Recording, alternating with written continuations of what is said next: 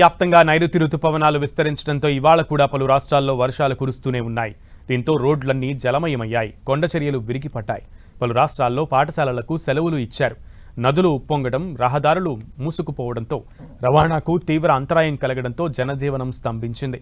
వర్షాలు ఇంకా కొనసాగే అవకాశం ఉంది కాబట్టి పలు రాష్ట్రాలకు భారత వాతావరణ శాఖ కీలక హెచ్చరికలు జారీ చేసింది. అటు ఉత్తరాదిన విస్తారంగా పడుతున్న వర్షాలతో నిన్న ఒక్కరోజే వేరువేరు ప్రాంతాల్లో మొత్తం 10 మంది మరణించారు. గుజరాత్లోని సూరత్ జిల్లాలో గత కొన్ని రోజులుగా భారీ వరదలు సంభవించడంతో ఒక్క ఆ జిల్లాలోనే వర్ష సంబంధిత మరణాలు 17 నమోదైనట్లుగా అధికారులు తెలిపారు. నిన్న కురిసిన భారీ వర్షాల కారణంగా ఢిల్లీలోని పలు ప్రాంతాలు జలమయమయ్యాయి. చెట్లు కూలిపోయి భారీ ట్రాఫిక్ జాములు ఏర్పడ్డాయి. కొన్ని ప్రాంతాల్లో 160 మిల్లీమీటర్లకు పైగా వర్షపాతం నమోదైందని ఐఎండీ తెలిపింది. ఇవాళ కూడా తేలికపాటి నుంచి మోస్తరు వర్షం, ఉరుములు మెరుపులతో కూడిన వర్షాలు పడే ఛాన్స్ ఉందని ఐఎండీ అంచనా వేసింది. అలాగే గంటకు 30 నుంచి 40 కిలోమీటర్ల వేగంతో ఈదురు గాలులు వీచే అవకాశం ఉందని అంచనా వేసింది. ప్రస్తుతం ఢిల్లీలో ఎల్లో అలర్ట్ కొనసాగుతోంది. మరోవైపు ఉత్తరాఖండ్లో అక్కడక్కడ అతి భారీ వర్షాలు కురిసే అవకాశం ఉందని ఐఎండీ అంచనా వేసింది. అలకనంద, మందాకిని నదులు ఉధృతంగా ప్రవహిస్తుండటంతో అధికారులు నదీ మట్టాలను పర్యవేక్షిస్తున్నారు. మరోవైపు వర్షాల కారణంగా రుద్రప్రయాగ్ జిల్లాలోని పాఠశాలలను ఈరోజు మూసివేశారు.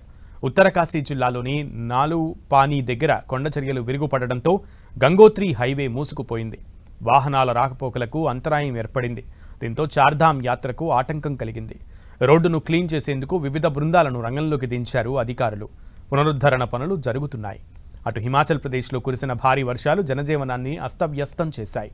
వర్షాల కారణంగా నిన్న సాయంత్రం నాటికి 75 రోడ్లు మూసుకుపోగా 29 విద్యుత్ ట్రాన్స్ఫార్మర్లు తీవ్రంగా ప్రభావితమయ్యాయి. ఇవాళ షిమ్లా, సిర్మౌర్ జిల్లాల్లో మరింత భారీ వర్షం కురిసే అవకాశం ఉందని ఐఎండీ అంచనా వేసింది. ఇక ఉత్తరప్రదేశ్లోని కొన్ని ప్రాంతాల్లో ఇవాళ భారీ నుంచి అతి భారీ వర్షాలు కురిసే అవకాశం ఉందని హెచ్చరిస్తూ ఐఎండీ రెడ్ అలర్ట్ జారీ చేసింది. ఈ వర్షాలు జూలై 11 వరకు రాష్ట్ర వ్యాప్తంగా కొనసాగే అవకాశం ఉందని అంచనా వేసింది.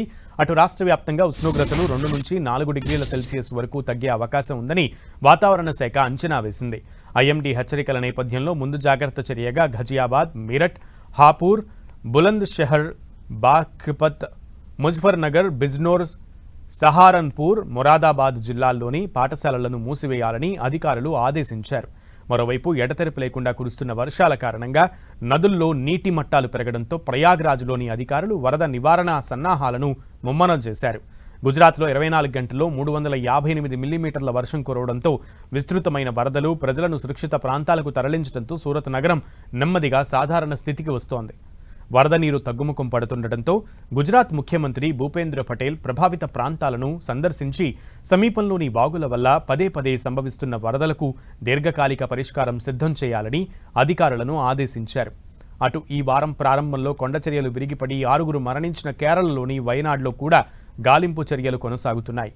ఎడతెరిపి లేకుండా కురుస్తున్న వర్షాల కారణంగా శిథిలాల తొలగింపు నెమ్మదించినప్పటికీ జాగిలాల సహాయంతో సహాయక బృందాలు గల్లంతైన ఇద్దరి కోసం గాలింపు కొనసాగిస్తున్నాయి.